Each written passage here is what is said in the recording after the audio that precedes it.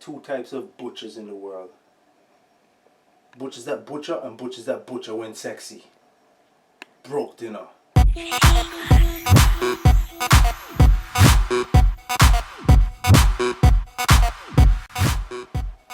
This is a butcher with chicken. Broke dinner. Now today I'm going to show you guys how to break down a chicken into simple parts, okay? This is the single greatest weapon that I have used in my butchering. Cut any extra fat off. Cut this part here off. And remember, I have parts that are going to go into stock and parts that are going to go into whatever dish I'm going to prepare. This front part here is called the crown. This back part here is called the good stuff. Okay?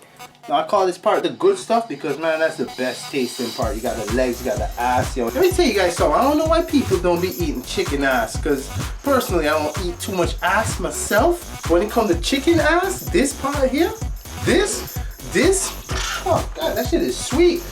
What I like to do, separate the bones right there so I get a little bit of a crack so I can feel it starting to flex. And then knife right through here. So I have my crown, I got the good stuff. First we're going to go about preparing crown. Now, this is nicely roasted in itself. You can actually wrap that in bacon and roast, but what I'm going to do, I'm going to remove the breast. So you feel along here, you feel that breastbone there down the middle, and you want to stay very closely to it and follow the bone. You'll come across here and you open out and you'll feel the wishbone right in here. If you see I run my knife under here, that's the wishbone there. We're going to leave that in. Just gently follow the bone structure and just peel away. How much easier could this be? You guys are seeing it right here. You're going to find always remember, it's very important to locate the joints. And you don't cut through bone, try to cut through joints. So then again, I go along this side here and I feel, and remember to stay as close as possible to the carcass, through the joints. And here, this is wonderful for stock soups. I got the neck and part of the backbone. Cut around the wings. I'll remove the wings. One wing there. And just remove around the wing again. So I have two wings. Now here I have two chicken breasts.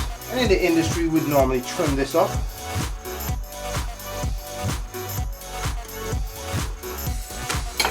That is how you get yourself two nice chicken breasts. I have the good stuff here. So what I do, I come across here and I separate. Push this thigh bone out of the boom, and then come across here, cut down,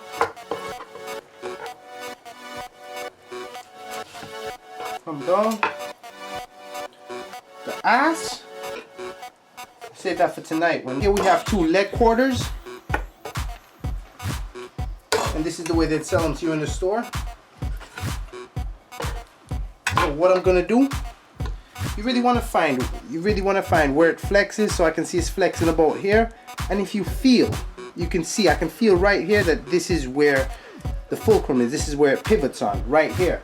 So I insert my knife there, and just follow it, and you cut through simply. Now look, this is not a large knife, but it's going through easily because you are finding the joints. I have my drumstick, two thighs. Now what I like to do sometimes,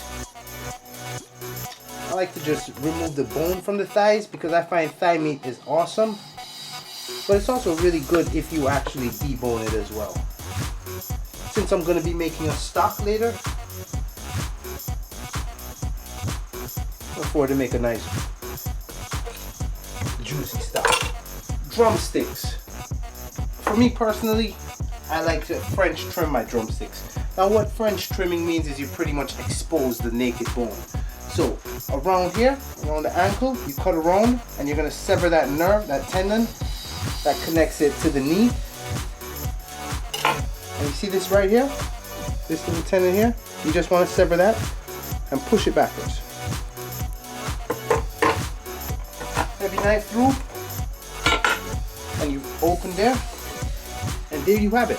We've broken this chicken down nicely into deboned thighs, French trim drumsticks, perfect chicken breast, and we also, you can break the wing down, separating the flap